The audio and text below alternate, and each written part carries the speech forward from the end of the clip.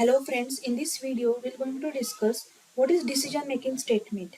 Now in previous video we already discussed what are the control structure, why we use the control structure, what is the need to use control structure, and there are four different types of control structure.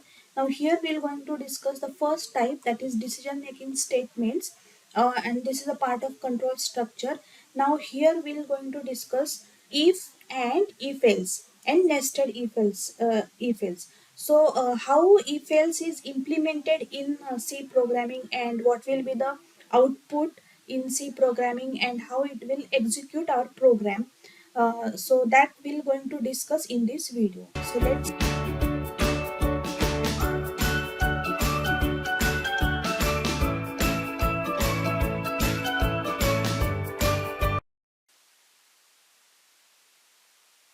So if else statement, that is first is available with the condition in the program, that is if the condition is the true, then it will execute the first statement.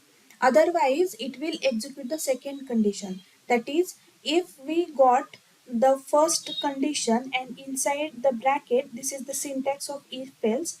Now if this condition is true, then we can execute this statement. Otherwise if this is the true, then it will execute this. Otherwise it will control is goes to the else part. That is, if it becomes the false, it will goes to the else part. Otherwise it will execute the first statement only. So this is the syntax of a if else statement. Now if we have the if else inside if else, it is treated as a nested if else.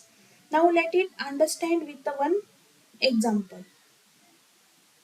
Uh, in the first line, I include stdio. Now here in this program, I accepted three numbers, and among these three numbers, I'm going to find the largest number.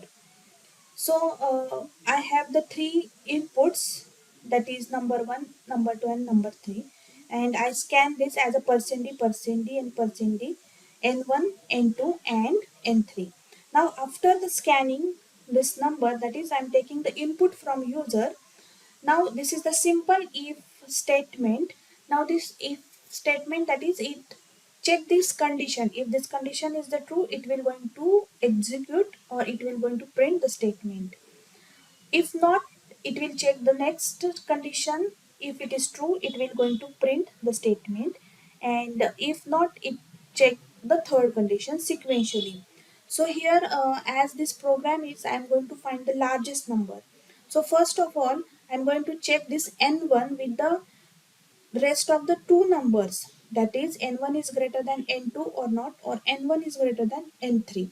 So if n1 is greater than n2 and n3, so definitely n1 is the largest. So here I'm using the AND operator. So comparing n1 with n2 and n3, if it is true, then I can print percent %d, largest number is the n1. Similarly, if what n2 is the greater, so in condition part of n2, I am going to check it with the rest of the two number n1 and n3. That is n1 is greater than n1 and n2 is greater than n3. If this condition is the true, then n2 is greater than n1 and n3. So if this is, it becomes true, then the largest number is n2. Similarly, n3 is going to compare with the n1 and n2. If n3 is greater than n1 and n2, then the largest number is the n3. Now this is the simple if statement. It will execute like in sequential order. So let's run this program. So I have to enter the three different numbers. Suppose here I enter 60, 80, and suppose I enter the 40. Then I'll get the result that 80 is the largest. That is what uh, as this condition is becomes the false. So it will check the second if it is true, then it will print, and if it is false, then it check the third. So I'll get the result here. The 80 is the largest number, because the second number is compared with the, so second if else is going to the print. Now similarly, if I run the same program again, and if what, suppose I enter 40, 40 and 40, that is my n1, n2 and n3 is the same number. So I enter the same equal number, so I'll get the result 40 is the largest, 40 is the largest, and 40. So it print the three times. Why? Because every if is going to true, because 40 is the largest. I consider n1, n2, n3 as a 40 number.